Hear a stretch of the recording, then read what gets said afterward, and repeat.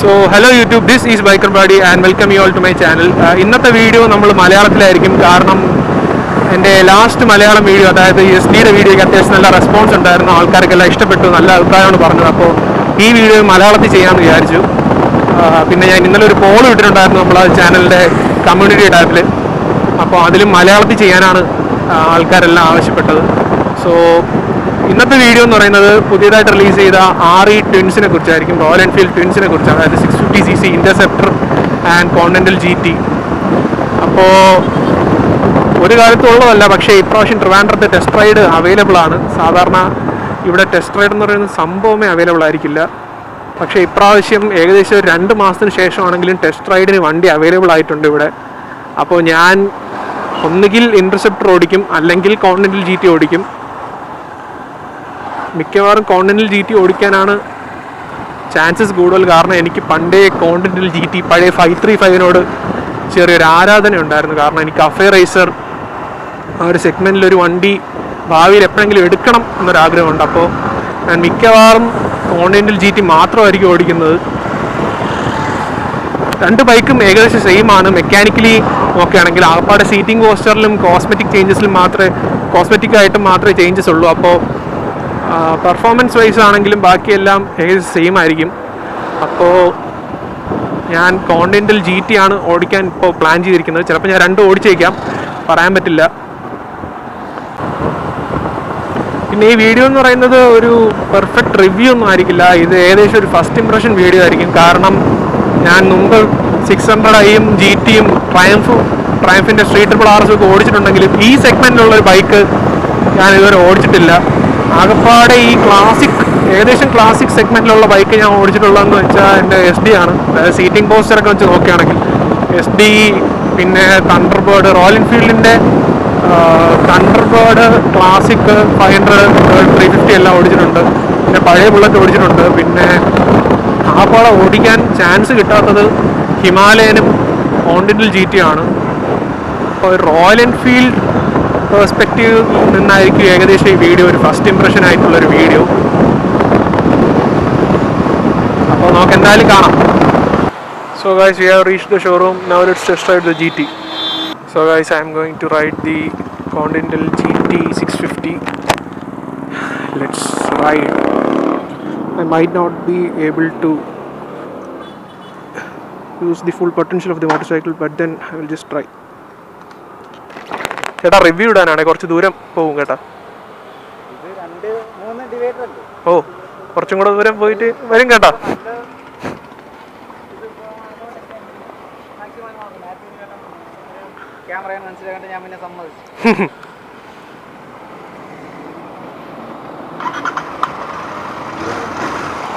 Oh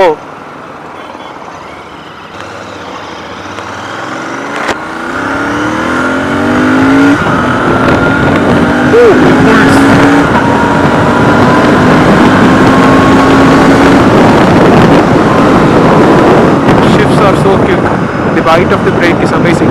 This is nothing like a Royal Enfield. ഇതൊരു royal Enfield അല്ല, അങ്ങനെ തോന്നുന്നതേ ഇല്ല.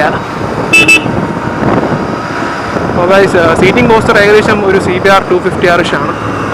ഷിഫ്റ്റൊക്കെ നല്ല സ്മൂത്താണ്. സ്ലിപ്പർ ക്ലച്ച് ഉണ്ട്. ബ്രേക്കിൻ്റെ ബൈറ്റും അത്യാവശ്യമുണ്ട്.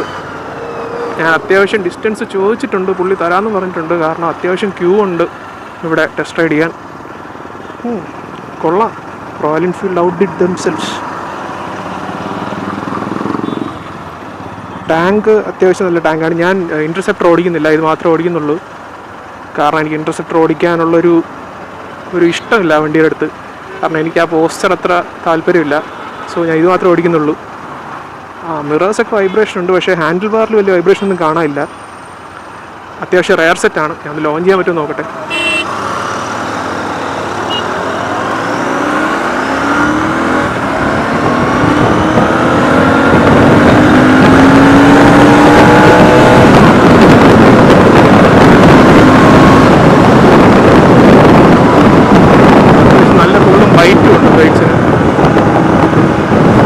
കൊള്ളാം വണ്ടി. നല്ല രീതിയിൽ അറിയാൻ പറ്റും.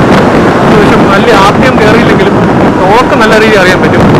പിന്നെ ആക്സിലേറ്ററിൻ്റെ ഓൺ ഓഫ് ട്രാൻസിഷൻ വലിയ സുഖമില്ല, ചെറുതായിട്ട് വണ്ടി മിസ് ചെയ്യുന്നുണ്ട് ആ ട്രാൻസിഷൻ. ചിലപ്പോൾ റെഡിയാകുമായിരിക്കും. കൊള്ളാം, ഒരു 650cc ഒരു ഫീൽ ഇല്ലെങ്കിലും കൊള്ളാം സംഭവം. അത്യാവശ്യം നല്ല കംഫർട്ടും ഉണ്ട്.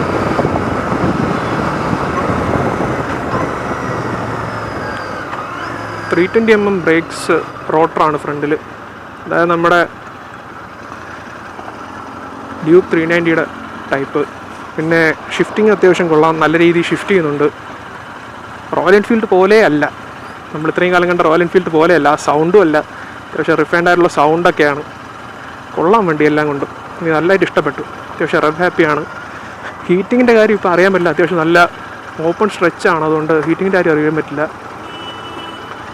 ബാക്കി മൈലേജ് ഫിഗേഴ്സ്, ഇതിൻ്റെ പ്രൈസ് എല്ലാം ഞാൻ ഡിസ്ക്രിപ്ഷനിലിടാം.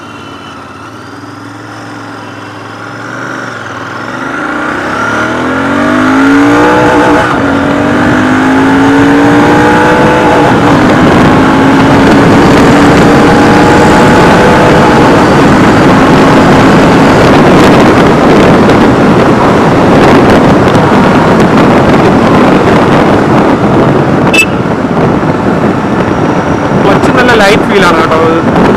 സാധാരണ റോയൽ എൻഫീൽഡ്സിനെ പോലെ അല്ല, അത്യാവശ്യം നല്ല ലൈറ്റായിട്ടുള്ള ക്ലച്ചാണ്. ഒരു ജാപ്പനീസ് മോട്ടോർ സൈക്കിൾ, അതായത് നമ്മുടെ 250R CBR ഓടിക്കുന്ന പോലെ തന്നെ ഉണ്ട് ക്ലച്ച് ഫീലൊക്കെ. അപ്പോൾ ആ ഭാഗമൊക്കെ ക്ലിയർ ആയിട്ടുണ്ട്. അത്യാവശ്യം നല്ല റിസർച്ചും ഫീഡ്ബാക്ക്, കസ്റ്റമേഴ്സ് ഫീഡ്ബാക്കും എല്ലാം എടുത്തിട്ട് അവരുണ്ടാക്കിക്കുന്ന ഒരു വണ്ടി കൊണ്ടിരിക്കുന്നത് ഈ വണ്ടി. എനിക്ക് റോയൽ എൻഫീൽഡിനോടുള്ള ആ ഒരു കാഴ്ചപ്പാട് തന്നെ പോയി. ഇതൊരു സാധാ റോയൽ എൻഫീൽഡ് അല്ല എങ്ങനെ നോക്കിയാലും. സോ അത്രയേ ഉള്ളൂ ഗായ്സ് എൻ്റെ വീഡിയോ. ഞാനും വണ്ടി പുള്ളി ചെയ്യാൻ നോക്കാം അത്യാവശ്യം. ഇവിടെ നീ എടുക്കട്ടോ.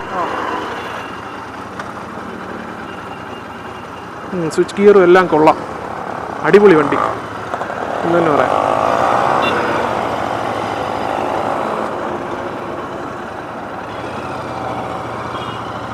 ടേണിങ്ങിൽ ചെറിയ വെയിറ്റ് ഫീൽ ചെയ്യും, അല്ലാതെ ഓടിക്കുമ്പോൾ വെയിറ്റ് ഒന്നും ഫീൽ ചെയ്യുന്നില്ല. അറൗണ്ട് 200+ kg ഉണ്ട് ഈ വണ്ടി, പക്ഷേ അത് ഓടിക്കുമ്പോൾ നമുക്കത് ഫീൽ ചെയ്യുന്നില്ല. മിറേഴ്സ് യൂസ്ലെസ് ആണ്, വൈബ്രേറ്റ് ചെയ്യുന്നുണ്ട്.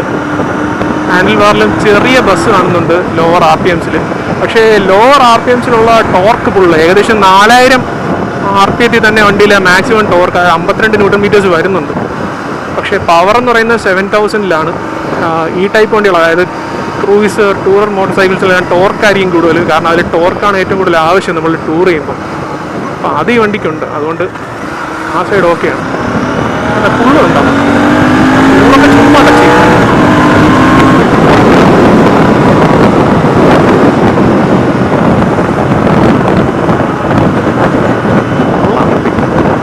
അത്യാവശ്യം നല്ല, അത്ര നിമ്പിളല്ല, പക്ഷേ സ്റ്റേബിളാണ്. സ്ട്രൈറ്റ് ലൈൻ ആക്സിലറേഷനൊക്കെ ഉണ്ട് നല്ല രീതിയിൽ. പേടിപ്പിക്കുന്ന പവറൊന്നുമില്ല 390 പോലെ. 390 ഓടിക്കുന്ന ഒരാളാണെങ്കിൽ നിങ്ങൾക്ക് വലിയ ഭയങ്കര പവർഫുൾ ആയിട്ടുള്ള വണ്ടിയാണെന്നൊന്നും തോന്നുന്നില്ല. പക്ഷേ റോയൽ എൻഫീൽഡിൻ്റെ ഒരു കാഴ്ചപ്പാട് നോക്കുകയാണെങ്കിൽ അടിപൊളി വണ്ടി, ഒന്നും പറയാനില്ല. പൈസ ഉണ്ടെങ്കിൽ നേരെ ഷോറൂമിൽ പോവുക, വാങ്ങിക്കുക, അത്രേ പറയാനുള്ളൂ. എനിക്ക് ഫസ്റ്റ് ഇംപ്രഷനായിട്ട് ഒരു പ്രശ്നവും തോന്നുന്നില്ല. കാരണം ഫിൽ പ്രൈസ് നോക്കിയാൽ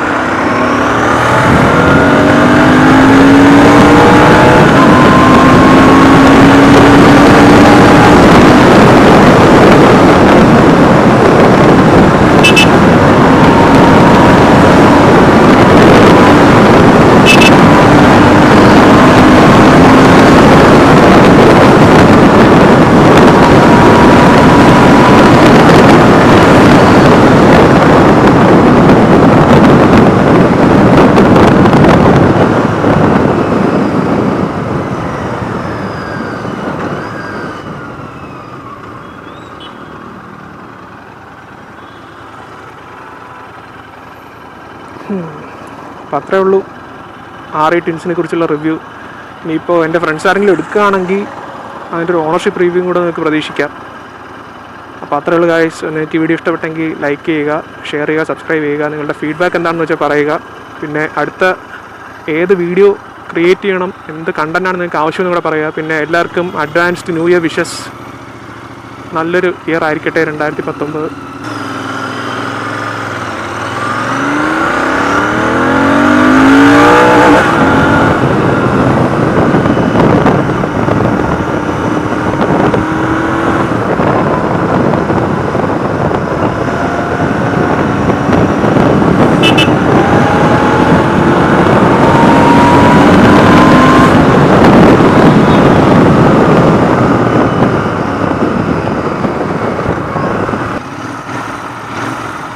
അത്യാവശ്യം നല്ല എക്സോസ്റ്റ് നോട്ടാണ്. ഒരു ആഫ്റ്റർ മാർക്കറ്റ് എക്സോസ്റ്റും കൂടെ വെച്ചാൽ അടിപൊളിയായി.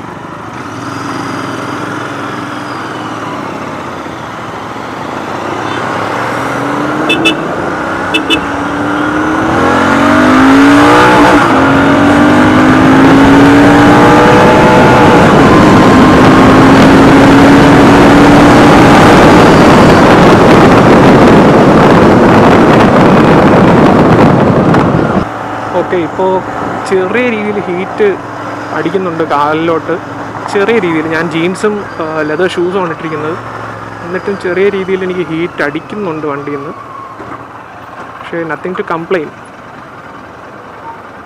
വണ്ടി ലിക്വിഡ് കൂൾഡും കൂടെ ആക്കിയിരുന്നെങ്കിൽ കുറച്ചും കൂടെ ഓപ്ഷൻ കഴിക്കും. പക്ഷേ ഈ പ്രൈസിന് Royal Enfield outdid themselves.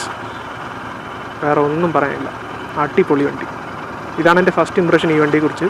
എന്തെങ്കിലും ഈ വണ്ടിയെക്കുറിച്ച് നിങ്ങളുടെ അഭിപ്രായം എന്താണെന്ന് പറയുകയാണെങ്കിൽ നിങ്ങളുടെ അഭിപ്രായവും എനിക്ക് കമൻറ്റ് ബോക്സിലിടുക. നിങ്ങൾക്ക് എന്താണ് ഈ വണ്ടിയെക്കുറിച്ച് തോന്നുന്നത്? ഈ വണ്ടി വെർത്താണോ, നിങ്ങൾ എടുക്കണോ എന്നുള്ള ഇതും കൂടെ കമൻറ്റ് ബോക്സിലിടുക. അപ്പോൾ അത്രയേ ഉള്ളൂ റോയൽ എൻഫീൽഡിൻ്റെ റിവ്യൂക്ക്. Bye by.